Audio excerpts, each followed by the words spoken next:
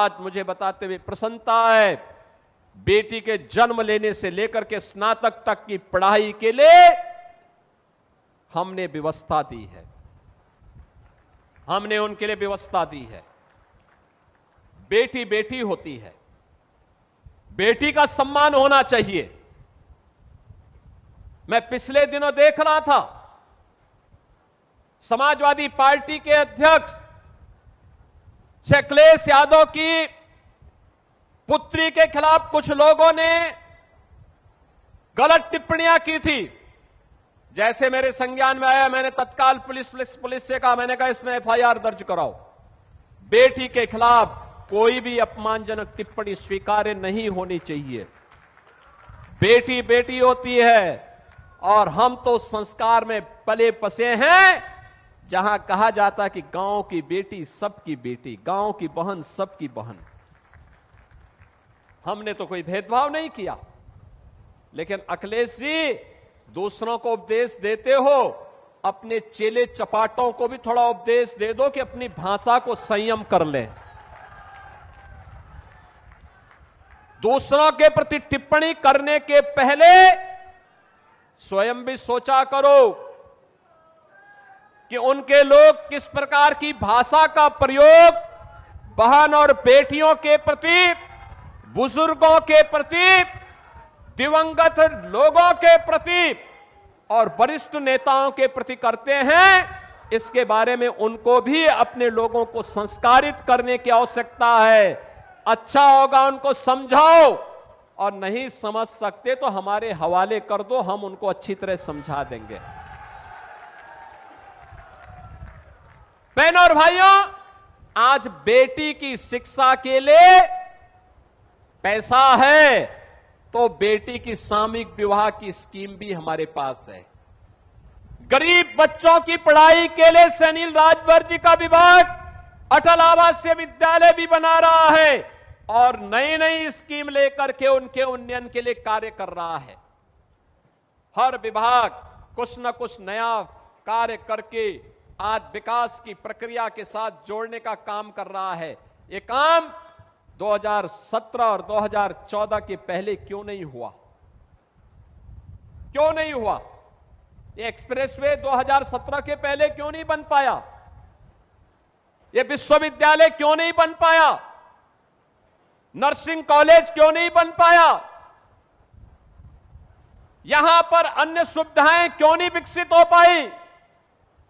कारण था, करने की इच्छा शक्ति नहीं थी। नौजवानों को नौकरी क्यों नहीं मिल पाई?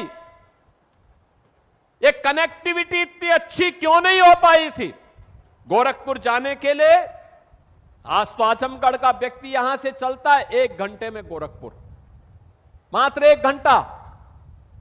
वाराणसी जाता है मात्र 1.5 से पौने 2 घंटे में वाराणसी पहुंचता है, 2.5 घंटे में लखनऊ पहुंचता है। यह है आज इतनी तेज आपकी गति बढ़ाने का काम। हर गरीब को सिर ढकने के लिए छत, हर गरीब के घर में शौचालय, हर बेटी की सुरक्षा की व्यवस्था, हर व्यापारी को भी सुरक्षा की व्यवस्था। हमने कहा है बिना भेदभाव के सुरक्षा दे देंगे, बिना भेदभाव के शासन की योजना से भी जोड़ेंगे। लेकिन अगर किसी ने गरीब की जमीन को हड़पने का काम किया, बेटी की सुरक्षा में सेंध लगाया और किसी व्यापारी के साथ भी जबरन करने का काम किया, तो फिर हम उसकी गारंटी नहीं ले पाएंगे। बहनों और भाइयों, आप सबसे मैं अपील करूंगा, नए भारत के साथ नए उत्तर प्रदेश को भी आगे बढ़ना पड़ेगा। नया भारत वैश्विक संकट में भी अपने लोगों को बचा रहा है। आपने देखा होगा कैसे भारत ने ऊर्जा संकट से देश को बचाया है, कैसे भारत अनवरत रूप से इस यात्रा को आगे बढ़ा रहा है। दुनिया त्रस्त है, लेकिन भारत के लोगों को मोदी जी के नेतृत्व पर गौरव की अनुभूति होती है। अभी एनडीए ने मोदी जी के 12 वर्ष निर्वाचित प्रधानमंत्री के पूरे होने पर उनके अभिनंदन के लिए दिल्ली में एक बड़ा कार्यक्रम रखा था। पूरे देश भर से लोग आए थे और सब ने अपने अपने यहां की नई कहानी को, नई गाथा को कहा, कैसे देश बदला है और कैसे भारत आज दुनिया के अंदर सिर उठा करके चलता है और दुश्मन के मान में घुस करके दुश्मन को भी ठिकाना लगाने का काम करता है। आज ये नए भारत के अंदर देखने को मिल रहा है। कोई सोचता था, मैं मानता हूं महाराज सुहेलदेव होते, अयोध्या में राम मंदिर कभी नहीं टूटता। और महाराज सुहेलदेव नहीं थे, हम विभाजित थे, मंदिर टूटा। 500 वर्षों तक हम इंतजार करते रहे, संघर्ष करते रहे, युद्ध पीढ़ी दर पीढ़ी बदलती गई, वर्ष दर वर्ष बदलते गए, अयोध्या में राम मंदिर नहीं बन पाया। मोदी जी के आने के बाद डबल इंजन सरकार ने 500 वर्षों की समस्या का समाधान किया और अयोध्या में भगवान राम का भव्य मंदिर का निर्माण हुआ। क्या यह काम समाजवादी पार्टी कर पाती? मैं पूछना चाहता हूं आजमगढ़ वासियों से, आप लोग राम मंदिर के निर्माण से खुश हैं कि नहीं है? राम मंदिर का निर्माण आजाद भारत में तत्काल हो जाना चाहिए था कि नहीं होना चाहिए था? क्या यह काम कांग्रेस कर पाती? क्या यह काम समाजवादी पार्टी कर पाती? जब ये आपकी आस्था को सम्मान नहीं दे सकते, आपके पूर्वजों को सम्मान नहीं दे सकते, आपके देवी देवताओं का सम्मान नहीं कर सकते, तो आप इनके साथ जुड़ करके कौन सा बड़ा तीर मार देंगे? आप ये कुछ नहीं कर सकते, ये गरीबों का कल्याण नहीं कर सकते, ये विकास नहीं करा सकते, आपकी आस्था का सम्मान नहीं कर सकते, युवाओं को नौकरी नहीं दे सकते। इनको आप कहे सिर में ढो करके चलते हैं तो बोझा है व्यवस्था के लिए। इस बोझा को ढोइए मत। वर्तमान को सुधारने के लिए और उज्जवल भविष्य बनाने के लिए डबल इंजन सरकार के साथ, डबल स्पीड के साथ आगे बढ़ने की तैयारी करिए। और उस स्पीड के लिए डबल इंजन की सरकार आपके बीच में है।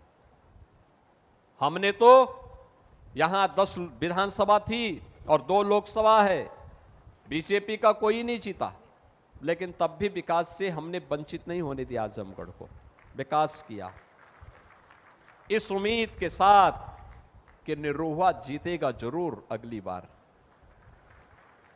और निरुआ पिछली बार तो जीत गए थे।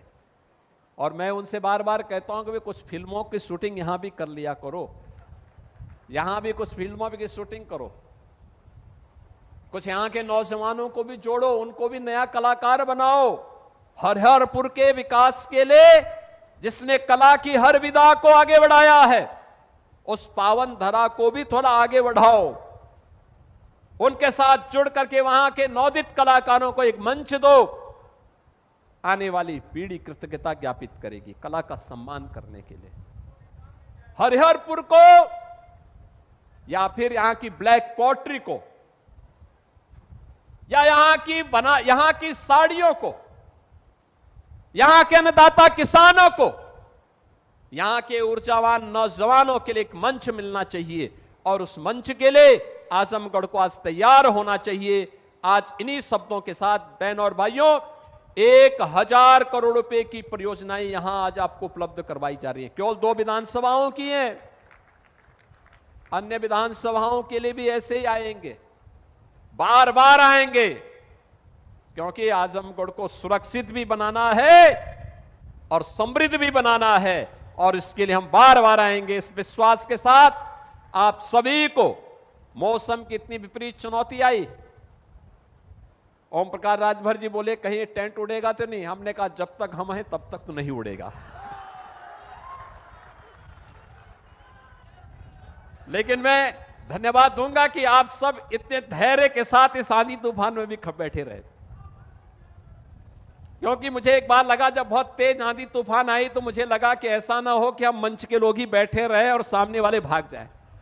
लेकिन आपने धैर्य से काम लिया कि सेना अडिग है तो सेनापति भी मजबूती के साथ लड़ेगा, मजबूती के साथ इस लड़ाई को आगे बढ़ाएगा।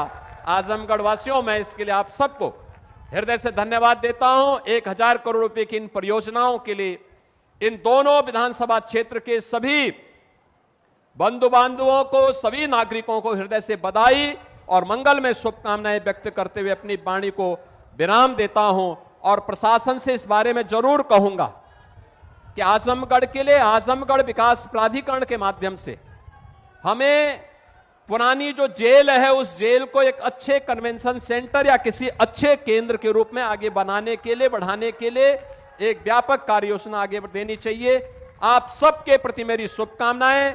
धन्यवाद। जय जय श्री राम।